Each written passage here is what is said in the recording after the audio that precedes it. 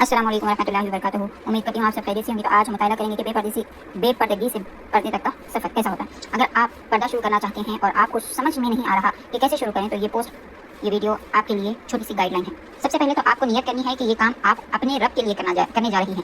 پھر آپ نے حجاب کی طرف آنا ہے. جلباب کو یا پھر برقعے کو بھول جائیں, ابھی آپ نے اس کی طرف نہیں آنا. سب سے پہلے آپ نے حجاب کرنا شروع کرنا ہے اور اپنے حجاب کو درست کرنا ہے. آپ نے حجاب ایسے کرنا شروع ہے کہ آپ کے بال اور آپ کا سینہ پوری طرح سے اس حجاب میں چھپ جائے. حجاب کرتے ہوئے آپ نے اس بات کا بھی خاص دھیان رکھنا ہے کہ آپ بالوں کا جوڑا بالکل سر کے اوپر نہ بنائیں. اگر آپ کے بال چھوٹے ہیں تو بالوں کی چوٹی بنائیں کیونکہ اس سے حجاب ابھرا ہوا نہیں لگتا. لیکن اگر بال لمبے ہیں تو آپ جوڑا بنا سکتے ہیں, لیکن کوشش کریں کہ جوڑا گردن کے برابر ہو یا اس سے بھی نیچے ہو تاکہ حجاب اونٹ کے کوہانوں کی طرح نہ لگے, کیونکہ اس سے رسول اللہ صلی اللہ علیہ وسلم نے منع فرمایا ہے. صحیح مسلم کی یہ حدیث ہے. حجاب ٹھیک کرنے کے بعد آپ کو اپنے کپڑوں کی طرف آنا ہے اور انہیں ٹھیک کرنا ہے. حجاب کی عظمت کا تقاضا یہ ہے کہ حجاب تنگ کپڑوں کے ساتھ یا باریک کپڑوں کے ساتھ نہ پہنا جائے. حجاب کا مطلب ہے خود کو چھپا دینا, اپنے اور نامحرم کے درمیان پردہ حائل کر دینا. تو جب ہم اس قسم کے کپڑے پہنیں گے تو حجاب کا مقصد تو ناکام ہو جائے گا.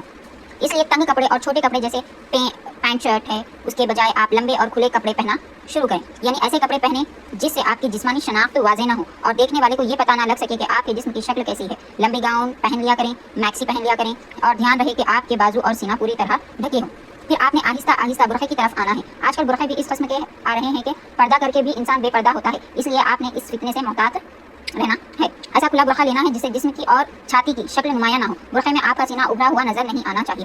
ایسا بیلٹ والا برقع نہیں لینا, یا اگر بیلٹ والا برقع لے لیا ہے تو اس کی بیلٹ نکال دیں کیونکہ بیلٹ سے ہمارے جسم کی شکل نمایاں ہوتی ہے. پھر آپ نے آخر میں نقاب شروع کرنا ہے. نقاب شروع کرنے کا سب سے آسان طریقہ ہے کہ آپ ماسک سے شروع کریں, یعنی پہلے ماسک پہننا شروع کریں تاکہ آپ کے چہرے کو نقاب کی عادت ہو جائے. پھر آہستہ آہستہ اپنے اصل نقاب کی طرف آنا شروع کریں. ماسک, پھر آدھا نقاب, پھر پورا نقاب, یا تو پھر آپ سیدھا پورا نقاب بھی کر سکتے ہیں اگر آپ کمفرٹیبل ہوں تو. اسے آدھا نقاب کہتے. پھر پردہ کرتے ہوئے یعنی حجاب اور نقاب پہنتے ہوئے کن چیزوں سے گریز کرنا چاہیے, یعنی کن چیزوں کا خیال رکھنا چاہیے کہ ہم وہ چیزیں نہ کریں. کیا ہم مختلف رنگوں کے برقع پہن سکتے ہیں؟ کوشش کریں کہ سیاہ رنگ کا ہی برقع پہنیں, لیکن اگر آپ کسی اور رنگ کا برقع پہننا چاہیں تو علماء کی اکثریت یہی کہتی ہے کہ اس میں بھی مسئلہ نہیں ہے, کیونکہ کہیں بھی یہ لکھا ہوا نہیں ہے کہ سیاہ رنگ کا ہی برقع پہننا ہے. ٹھیک ہے, تو ہم پہن سکتے ہیں, لیکن ہمارا برقع ایسا نہ ہو کہ کسی نامحرم کی آنکھیں ہمیں دیکھیں. اگر ہم زیادہ کلر کا برقع پہنیں گے تو وہ بھی سمپل ہو تو کوئی حرج نہیں ہے. اگر وہ کسی کو اٹریکٹ کر رہا ہے, کسی کی آنکھیں ہمارے اوپر پڑ رہی ہیں, تو پھر ہمیں اسے بدل لینا چاہیے. ٹھیک ہے, لیکن رنگوں کا خاص دھیان رکھیں, یعنی ایسے رنگ نہ پہنیں جو پرکشش ہوں یا اپنی جانب توجہ کھینچنے والے ہوں. بہت زیادہ برائٹ نہ ہوں اور نہ ہی چمکیلے ہوں. ایسے رنگ زیادہ بہتر ہیں, یعنی بلو, براؤن, ٹھیک ہے, گرین. عورت کو چہرہ بے نقاب کرنے کی کب اجازت ہے؟ پہلا, اس مرد کے سامنے جو شادی کا پیغام لائے لیکن یہ تنہائی میں نہ ہو. بزنس کے ان معاملات میں جہاں سامنے والے کی آئیڈینٹی کا پتہ ہونا ضروری ہو, اور آئی ڈی کارڈ جیسے معاملات کے لیے تاکہ کرائم کا خطرہ نہ ہو. تیسرا, طبی علاج کے لیے جب کوئی خاتون ڈاکٹر دستیاب نہ ہو. چوتھا, کورٹ روم یعنی کہ عدالت میں گواہی دینے کے لیے ویزا یا پاسپورٹ بنوانے کے لیے بھی. پانچواں, ان مردوں کے سامنے جو بیماری یا بڑھاپے کی وجہ سے ایسی کوئی خواہش نہ رکھتے ہوں.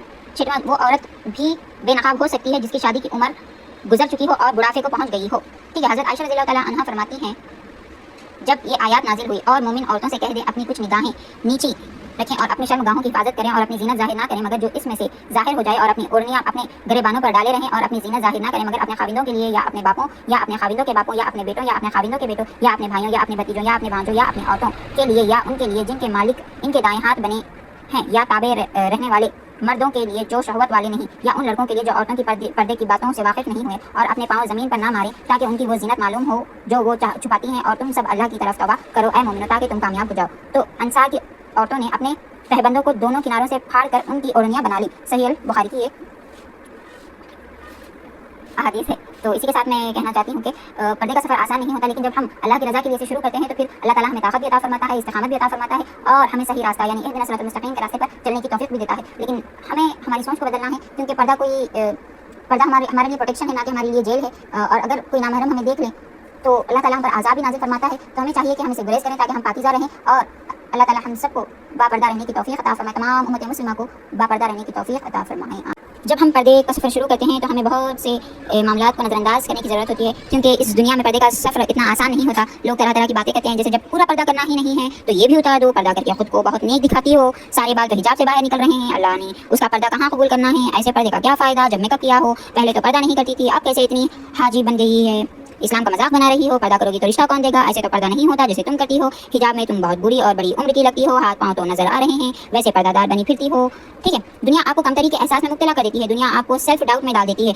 तो हम फिर सोचने लगते हैं कि क्या वाकई मैं पर्दे में बहुत बुरी लगती हूँ, क्या मैं इतनी गुनाहगार हूँ कि अब मुझे माफ़ी नहीं मिल सकती, क्या मुझे पर्दा छोड़ देना चाहिए, क्या वाकई मैं इस काबिल नहीं हूँ कि पर्दा कर सकूँ, क्या वाकई अल्लाह मेरा पर्दा कबूल नहीं करेगा, क्या वाकई मेरे हिजाब का कोई फ़ायदा नहीं, क्या मेरी कोशिशें ज़ाया हैं। लेकिन पता है कुरान आपसे क्या कहता है, जी आपसे आप जो सोच रहे हैं कि हमारी कोशिश का कोई फ़ायदा नहीं, वो लोग ये जान ले कि सूरह यूनुस की आयत नंबर 65 में ये है कि और तुम उनकी बातों का गम ना करो, बेशक इज्जत सारी अल्लाह के लिए है, वही सब कुछ सुनने वाला और जानने वाला है। ठीक है, और फिर इसलिए खुद को याद दिलाएं कि आपने पर्दा किस लिए शुरू किया था। मुझे अल्लाह ने सिला देना है, इसलिए मुझे बस अल्लाह के सामने अपनी रेपुटेशन ठीक रखनी है, मुझे किसी की बात पर कान नहीं धरने, मुझे बस खुद पर फोकस करना है, खुद को इम्प्रूव करना है, खुद की ग्रोथ पर ध्यान देना है। अल्लाह जानता है कि मैं तौबा की कितनी मनाजिल तय कर यहाँ तक पहुँची हूँ। हर इंसान दूसरा चांस डिजर्व करता है, ऐसे ही मैं भी डिजर्व करती हूँ। मैं अपने अल्लाह को हिजाब में सबसे प्यारी लगती हूँ, मैं जैसी भी हूँ बेहतरीन रही हूँ और इंशाल्लाह और बेहतरीन बन जाऊँगी। ये मैं अल्लाह के लिए कर रही हूँ और मेरा अल्लाह मेरी कोशिशें और नियतें जानता है। जब कबूल करने वाला अल्लाह है तो लोग क्या कहते हैं, इसे हमें फ़र्क नहीं पड़ना चाहिए। आप पर्दे के जिस भी स्टेप पे हैं, अपने अल्लाह पे यकीन रखकर आगे बढ़ते जाना है, आपने पीछे मुड़कर नहीं देखना। आवाज़ें कसने वाले और तानाजनी करने वाले तो बहुत पीछे रह जाएंगे, लेकिन अगर आप उन्हें इग्नोर करेंगे तो आप एक दिन मंजिल तक पहुँच जाएंगे और अल्लाह के करीब हो जाएंगे। तो जब हम कभी पीछे देखेंगे तो हमें ये रियलाइज़ होगा कि मैं कितने आगे आ गई हूँ, अल्हम्दुलिल्लाह। हम खुद कहेंगे इंसान कभी भी परफेक्ट नहीं हो सकता और बदलने का अमल एक रात का हिस्सा नहीं होता, बल्कि इट्स ग्रेजुअल। ठीक है, इट्स ग्रेजुअल। आप इनमें से मतलब हम जो भी स्टेप पर हैं, यानी हम सिर्फ अभी हिजाब करना शुरू करें हैं, अभी नकाब शुरू किया है, जो भी है, लेकिन हमें हमारी कोशिश तब तक जारी रखें जब तक हम हमारी बॉडी को हम हिजाब में, जिल्बाब में, बुरखे में ढाल नहीं लेते, जब तक हमें कोशिश करती रहनी चाहिए। अल्लाह ने आपकी कोशिशें देखी है, वो जानता है कि आप कितनी स्ट्रगल कर रहे हैं, वो जानता है कि आपकी नीयत क्या है, इसलिए आपने कभी भी सेल्फ डाउट में नहीं पड़ना। यहाँ कोई भी परफेक्ट नहीं है, इसलिए आपने भी अपनी कमजोरियों पर खुद को नहीं कोसना, आपने मेहनत करनी है, आपने गिव अप नहीं करना। अल्लाह आपकी मदद ज़रूर करेगा, अल्लाह आपको सिला ज़रूर देगा। ठीक है, सूरह निसा की आयत में है कि मगर वो लोग जिन्होंने तौबा की और इस्लाह कर ली और अल्लाह को मजबूती से थाम लिया और अपना दीन अल्लाह के लिए खालिस कर लिया, तो ये लोग मोमिनों के साथ होंगे और अल्लाह मोमिनों को जल्द ही बहुत बड़ा अज्र देगा। ठीक है, तो हम भी जानते हैं कि पर्दे का सफ़र इस सोसाइटी में आसान नहीं है, लेकिन हमें सोसाइटी के लिए नहीं जीना है, हमें अल्लाह के लिए जीना है, क्योंकि दुनिया एक टेस्ट है हमारे लिए जिसका अज्र हमें आखिरत में मिलने वाला है। तो अल्लाह तबारक व तआला से यही दुआ है कि अल्लाह ताला हम सब के रास्तों को आसान करे। आमीन सुम आमीन।